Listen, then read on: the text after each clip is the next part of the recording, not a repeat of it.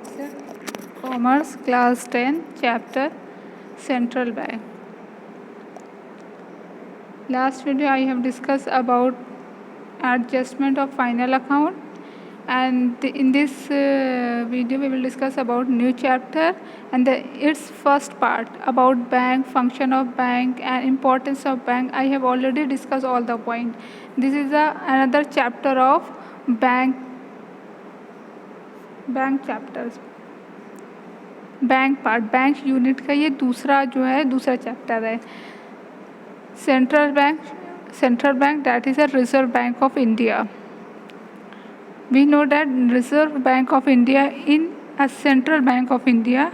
The reason for keeping its name Reserve Bank of India was that there is a registration commercial bank in the name of Central Bank at the time of formation of Reserve Bank.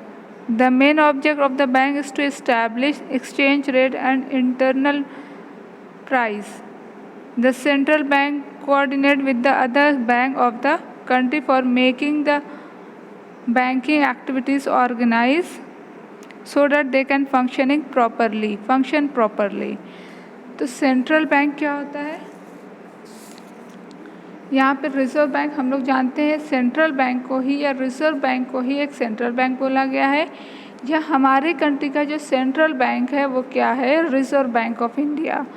The central bank is the institution charge with the responsibility of managing the expansions and contraction the volume of money in the interest of general public welfare. Central bank को क्या बोला गया है कि ये एक institutions है जो कि चार्ज करता है रिस्पॉन्सिबिलिटीज़ को, charge with the responsibilities of managing expansion and contraction.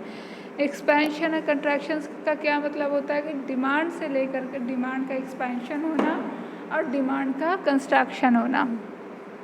Price जब इंक्रीज़ होगी, जब इन्फ्लेशन बढ़ेगा तो किस तरह से प्राइस को कंट्रोल करना है, जब इन्फ्लेशन जो है डिफ्लेशन में चला जाएगा तो किस हिसाब से प्राइस को मेंटेन करना है, ये सारे काम जो है सेंट्रल बैंक करता है. अब यहाँ पे ये किसने कहा था? केपी केंट ने कहा था. अब दूसरी चीज़ ये बोलेगी central bank of the India या Reserve Bank of India is a central bank of India. The reason for keeping its name Reserve Bank of India was that there is a registered commercial bank in the name of Central Bank at the time of formation of Reserve Bank. जब Reserve Bank का formation हो रहा था, formation का मतलब जब उसको establish किया जा रहा था उस टाइम पे इसको registration as a commercial bank किया गया. The main object of the bank is to establish exchange rate and internal prices. सबसे मेन चीज़ होती है सेंट्रल बैंक की कि वो इस्टेब्लिश क्या करती है, वो स्टेबलाइज करती है एक्सचेंज रेट को. एक्सचेंज रेट क्या होता है? एक कंट्री की करेंसी दूसरे कंट्री की करेंसी से अगर हम क्या करेंगे, कंपेयर करेंगे कि एक जैसे $1 है 75 रुपीज़ तो उनका $1 हमारा 75 रुपीज़. तो ये एक्सचेंज को स्टेबलाइज करना है ताकि हमारी कंट्री में एक सही चीज़ बन पाए. Stabilisation of exchange and internal prices. हम लोग जानते हैं कि प्राइसेस जो है वो बहुत ज़्यादा अप डाउन होती है. प्राइसेस किसी भी कमोडिटी की कभी अप होती है कभी डाउन होती है.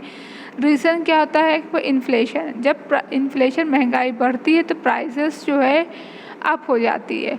कैसे अप हो जाती है?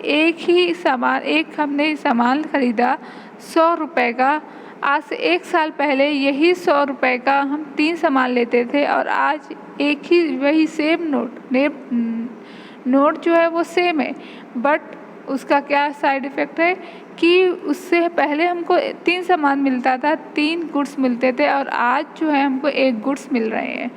तो ये बहुत इम्पॉर्टेंट चीज़ होती है कि सेंट्रल बैंक का सबसे इम्पॉर्टेंट वर्क क्या होता है? इंटरनल प्राइस को स्टेबलाइज करना ताकि इन्फ्लेशन हो तो तुरंत कंट्रोल कर ले और जब डिफ्लेशन हो तो तुरंत जो है प्राइस को इंक्रीज़ कर दे. Price level of the price वो इंक्रीज़ हो जाएगी. The main object of the central bank, ये सेंट्रल बैंक का सबसे मेन ऑब्जेक्ट होता है एक्सचेंज रेट को स्टेबलाइज करना, इंटरनल प्राइसेस को स्टेबलाइज करना. The central bank coordinate with the other bank of the country for making the banking system organized so that they can function properly। इसलिए कि हमारे central bank, अगर किसी भी कंट्री का सेंट्रल बैंक या रिजर्व बैंक ऑफ इंडिया बहुत ही अच्छे से इस्टेब्लिश है, बहुत अच्छे से फंक्शनिंग कर रही, तो वहाँ की बैंकिंग सिस्टम बहुत अच्छे से वर्क करेगी। और बैंकिंग सिस्टम जब कहीं की किसी भी इंडस्ट्रीज़ की बहुत प्रॉपरली वर्क करती है तो उसका रिजल्ट क्या होता है कि उस जगह पर वो कंट्री क्या है, वो डेवलपिंग की तरफ जाती है।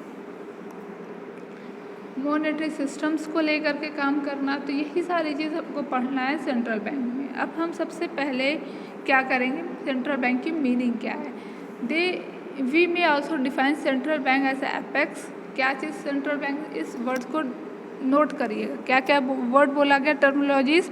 सेंट्रल बैंक क्या है, ये एक अपेक्स है, बैंकिंग है, मॉनेटरी इंस्टीट्यूशंस है, एक बैंकिंग है, मॉनेटरी जो मनी से रिलेटेड इंस्टीट्यूशंस है, which function is to control, जिसका क्या काम होता है, कंट्रोल करना होता है, रेगुलेट करना होता है, स्टेबलाइज करना है banking and monetary system of the country in the national interest.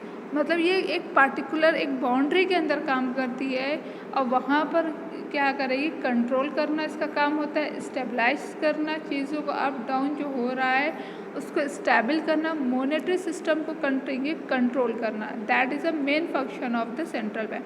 तो यही चीज़ अभी हमने पहले भी बताया था, मेन ऑब्जेक्ट क्या होता है, स्टेबलाइज एक्सचेंज रेट को, इंटरनल को, तो ये सारी चीज़ इसी के अंदर है, उसी का सब पॉइंट है ये। तो याद रखिएगा, अगर ये पूछा जाए कि central define what do you mean by central bank, तो that is a apex body of the institutions. Secondly banking और मॉनेटरी इंस्टीट्यूशंस को ये कंट्रोल करती है, रेगुलेट करती है। कंट्रोल करना मतलब अगर कोई भी चीज़ बहुत ज़्यादा अप हो रही तो उसको डाउन करना इंटरेस्ट रेट के थ्रू, और बहुत सारी कोई भी चीज़ बहुत ज़्यादा डाउन है तो इंटरेस्ट रेट जो है उसको और अच्छे इंक्रीज़ करके, उसको रेगुलेट करके उसको अप करना। तो ये दोनों चीज़ को क्या करती है, बैलेंस बनाना, स्टेबलाइज करना मॉनेटरी सिस्टम में। याद रखिएगा, मॉनेटरी जो मनी से रिलेटेड है और हमारी दूसरी जो मनी से नहीं होता, कैपिटल मार्केट होती है, वो से भी वो काम करती है। Securities exchange board of India, ये आप लोगों को अभी चैप्टर में नहीं है। सिक्योरिटीज़ मनी मार्केट को कौन रेगुलेट करता है, वो सेबी करती है, और मनी मार्केट को सेंट्रल बैंक रेगुलेट करती है और कैपिटल मार्केट को सेबी रेगुलेट करती है। अब यहाँ पर फिर generally in every country the central bank perform the following function. Central bank कौन कौन से फंक्शंस को, कौन कौन से काम को क्या करे, परफॉर्म करे, कंट्रोल करना, रेगुलेशन करना, इकॉनमी को, जो कंट्री की इकॉनमी है उसको रेगुलेट करना, मतलब प्राइस अप हो रही है, डाउन हो रही है, इंटरेस्ट रेट्स के थ्रू जो है उसको रेगुलेट करना, उसको कंट्रोल करना। डेवलपमेंट ऑफ द इकॉनमी, और इकॉनमी का डेवलपमेंट करना, जैसे अब रूरल एरियाज़ है तो वहाँ पर जो फार्मर्स के साथ एक अलग ट्रीटमेंट करना, उनका रेट बहुत लो करना, इंटरेस्ट रेट, ताकि वो ज़्यादा से ज़्यादा कर्ज ले सके और जो है फंक्शनिंग में, अपने एग्रीकल्चरल फंक्शनिंग में काम कर सके। तो development of the economy, students को लोन प्रोवाइड करना, तो ये सारी चीज़ों से रिलेटेड जो है ये अपनी थीम को अप डाउन करती रहती है, ताकि इकॉनमी में क्या वो डेवलपमेंट डेवलप इकॉनमी की तरफ जाती रहे। We can further classify the word central bank. फिर हम करते हैं कि सेंट्रल बैंक है issue of the paper currency. अगर ये कहा जाए कि बहुत सारे हम लोगों ने कमर्शियल बैंक देखे, जैसे Allahabad bank, bank of Baroda, ICI, तो ये सारे क्या है, कमर्शियल बैंक है। ये कभी भी नोट नहीं इशू करती है। क्या चीज़, नोट कभी भी कमर्शियल बैंक इशू नहीं करती। इशू कौन करता है, हमारे reserve Bank of India, that is central bank of the India, वो नोट इशू करती है। बैंकर ऑफ द गवर्नमेंट, और दूसरी चीज़ ये हमारी गवर्नमेंट का बैंकर है, कोई भी जनरल पब्लिक वहाँ जा कर के अपना अकाउंट नहीं खुलवा सकता, हमारे लिए कमर्शियल बैंक है।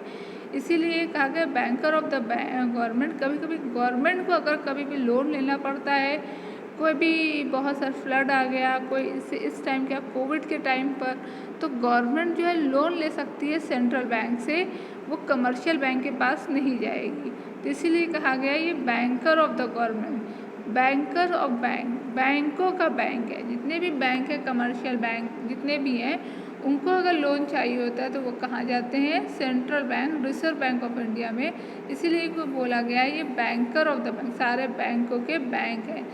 Lender of the last resort, lender of the last resort, अब कोई भी कमर्शियल बैंक है उसको पैसे की ज़रूरत है, उसको लोन किसी को देना है, किसी भी अपने कस्टमर को, अकाउंट होल्डर को, तो वो बहुत दूसरे कमर्शियल बैंक से कांटेक्ट करेगा, तीसरे, जब उसको कहीं नहीं मिल पाएगा लोन अमाउंट तो वो जाएगा कहाँ? Central bank, reserve bank. तो वहाँ पर clearing functions, controller on credit, credit पर जितनी भी चीज़ हो रही है उसको कंट्रोल करना, collection and publication of statistics, statistics से कलेक्शन, स्टैटिस्टिक्स से रिलेटेड, मतलब अब ये भी आप लोगों को सब्जेक्ट नहीं है स्टैटिस्टिक्स, ये ग्रेजुएशन में आता है, मगर तभी भी थोड़ा बहुत जानना है कि जो भी हमारे अप डाउन हो रहे हैं सोसाइटी में डेवलपमेंट को लेकर के, उसको कलेक्शन करना कि कहाँ रूरल एरियाज़ में कितना डेवलपमेंट हुआ, इस इंटरेस्ट रेट का क्या इफ़ेक्ट पड़ा और एजुकेशन रेट में क्या इफ़ेक्ट पड़ा, मनी से लेकर रिलेटेड।